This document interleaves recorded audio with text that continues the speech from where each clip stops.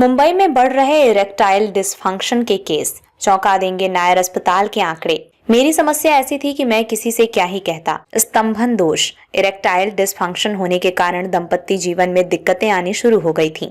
पहली शादी भी इसी कारण टूट गई, दूसरी शादी की, लेकिन फिर वही समस्या रिश्ते के साथ साथ मनोबल भी टूटने लगा था।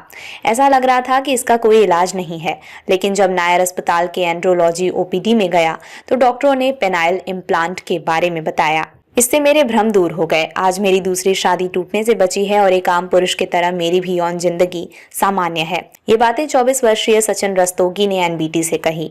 उसने इरेक्टाइल डिसफंक्शन की समस्या से गुजरने और पेनाइल इम्प्लांट के बाद के अपने अनुभव को साझा किया। तनाव भरी जिंदगी और सुस्त जीवन शैली के कारण कई पुरुषों में इरेक्टाइल डिसफंक्शन की समस्या अधिक देखी जा रही है। इस समस्या से जूझ रहे लोग भीतर ही भीतर घुटते रहते हैं, लेकिन संकोच के कारण किसी से इसको लेकर चर्चा नहीं कर पाते।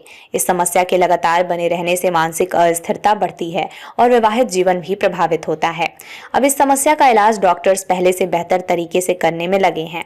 नायर अस्पताल के एंड्रोलॉजी विभाग के डॉक्टर प्रियांक कोठारी ने बताया कि व्यक्ति के पुरुषार्थ पर प्रश्न न खड़ा हो जाए, इसलिए इरेक्टाइल डिसफंक्शन से जूझ रहे 10 में से 2 लोग ही अपनी समस्या अपने किसी करीबी या डॉक्टर के साथ शेयर कर पाते हैं। लाइफस्टाइल ने बढ़ाई समस्या। आज की भागदौड़ भरी जिंदगी, तनाव, सुस्त जीवन शैली के कारण पुरुषों में इरेक्टाइल डिसफंक्शन की समस्या बढ़ रही है। हालांकि पुरुष अपनी समस्या किसी के साथ साझा नहीं करते, क्योंकि उन्हें लगता है कि उनके पुरुषार्थ पर प्रश्न चिन्ह लग जाएगा। कई बार वे अंदर ही अंदर घुटते हैं, तनाव में रहते हैं।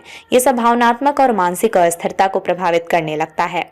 विवाहित जीवन में फूट पड़ जाती है। लोग समाज में बदनामी और उपहास का पात्र न बन जाएं, इसलिए किसी से कुछ भी नहीं बता पाते हैं।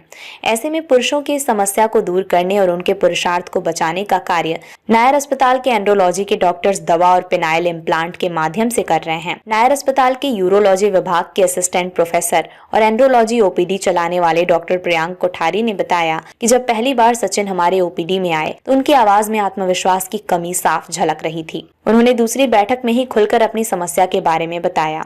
उन्होंने अपनी दूसरी शादी के खत्म होने की संभावना को लेकर चिंता व्यक्त की। उनका मनोवैज्ञानिक स्तंभन दोष इतना गंभीर था कि शारीरिक रूप से सब कुछ ठीक होने पर भी गोलियों का कोई असर नहीं हुआ।